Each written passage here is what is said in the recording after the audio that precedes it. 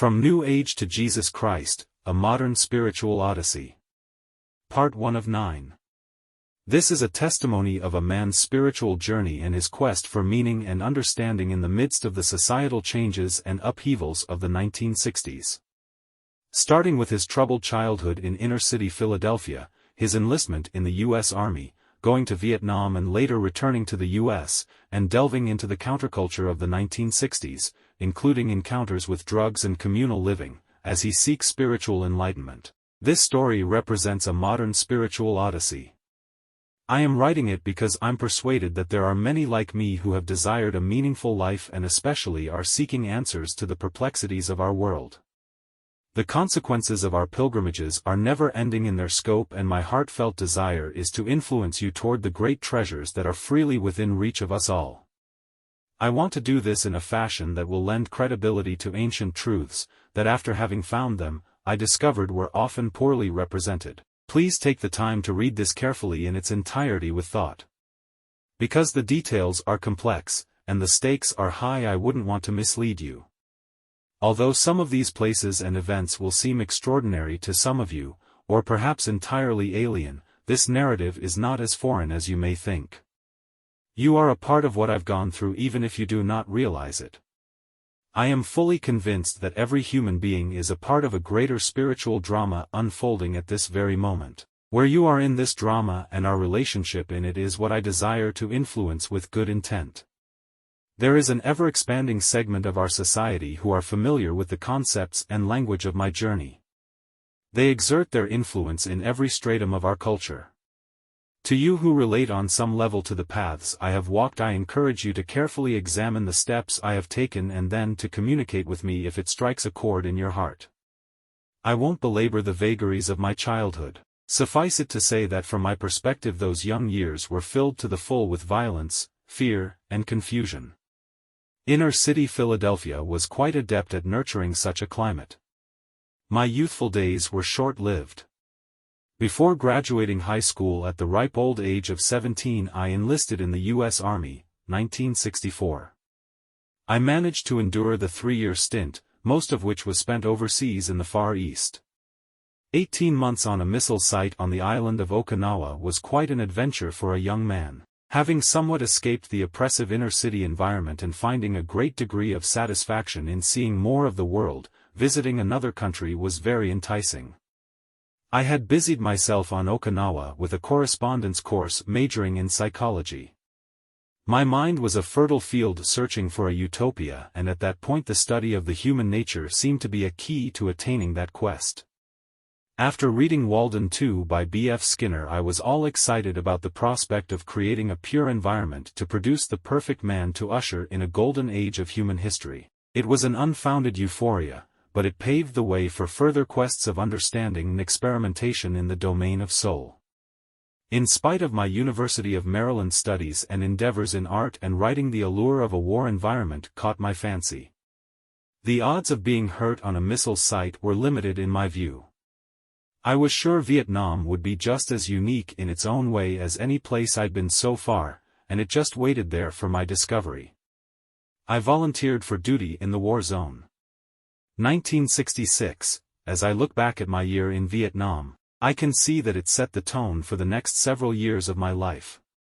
I never did go to a missile site but instead spent my days in a remote, direct support unit on the China Sea coast. The vast majority of my time was spent pulling guard duty at night in an ammunition dump or trying to keep the night patrols equipped with functional generators and the like. We were establishing a secure area with the help of Korean, Australian and U.S. Army troops. I saw plenty of napalm, night flares and marijuana. All my waking hours were spent in a drug-altered state. I'd walk around with a pipe full of cannabis all the time, waiting for my 3-year hitch to end. During my stay, a Red Cross helicopter showed up at camp to inform me of an emergency leave. Mother had died. Upon my arrival in the States, the family duly informed me that I had missed her burial by a week. The dazed stupor I was in dulled my senses. Still smoking the cannabis, I decided to return to Vietnam a married man. I only had a short stay left in the Far East, so I wedded my teenage girlfriend and headed back to the war. In August of 1967 I left the arduous military career behind. I had done fairly well for myself in my own eyes.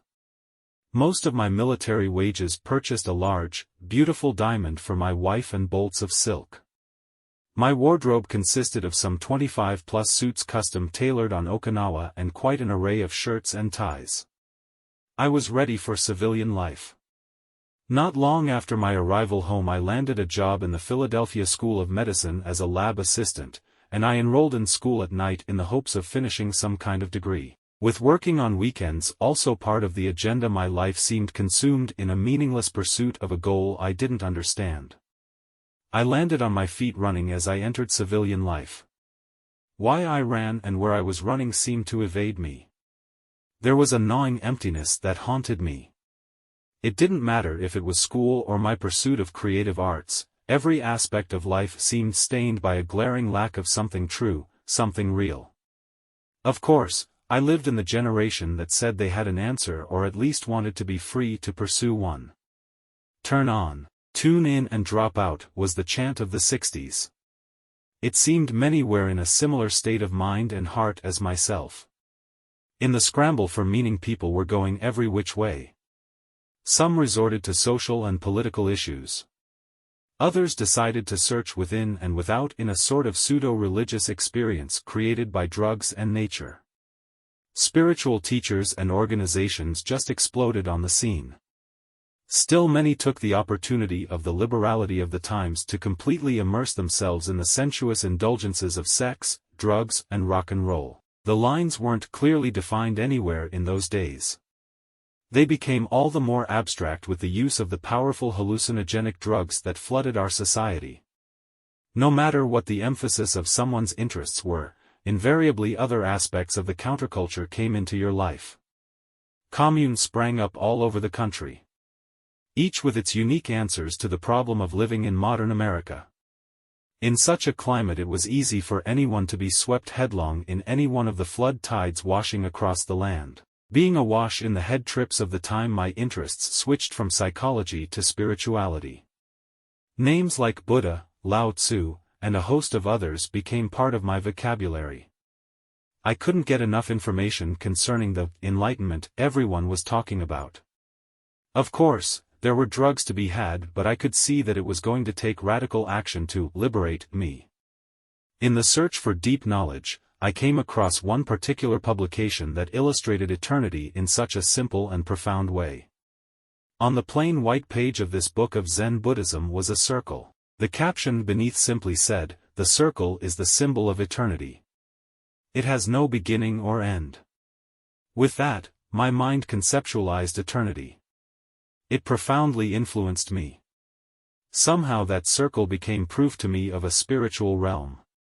A realm I could pursue because its symbols and archetypes could be grasped with the human intellect. Forever became tangible to me with a simple symbol of art. A reality with an answer to the problem of world pain existed somewhere. I must find it. It was at this stage that I took very radical steps that would forever alter my future. In one drastic leap I left home, quit school and my job to venture off into the unknown. I mused that there must be an answer to the questions of life and the dilemmas of modern society. Rumor had it that there was a commune in Jamaica that was filled with searchers.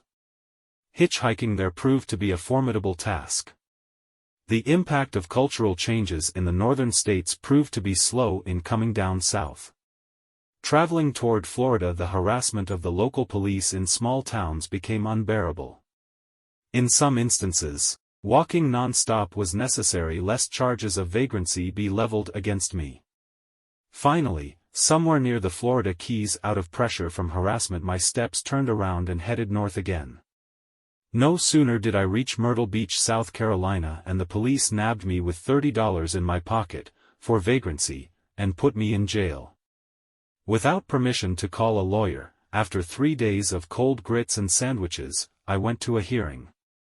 $300 or 30 days on the farm seemed frighteningly ominous. After another few days they permitted me to make several collect calls that I utilized to obtain the funds to leave.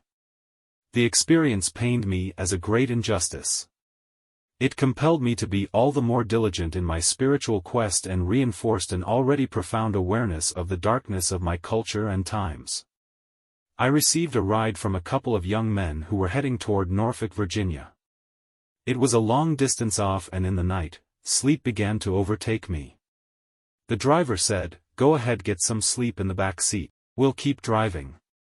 The next thing I knew, it was daylight and the driver was awakening me with a large knife pointed at my throat. We were somewhere in the backwoods. "Get out of the car," he exclaimed. I grabbed my backpack and stood in front of them both. "Drop that sack and take your clothes off," was his next remark. I maneuvered just enough to get the blade away from my throat as I dropped the olive drab satchel. Quickly, I jumped on the man holding the knife. The other stood by wide-eyed as I put my fingers in the eyes of my assailant. This is the end of part 1 of 9. Thank you for listening to this testimony. We hope it has been helpful. Now, let's briefly introduce a new book, The Surface Theory by R.G. Gibson, that presents 2 new innovative creation theories.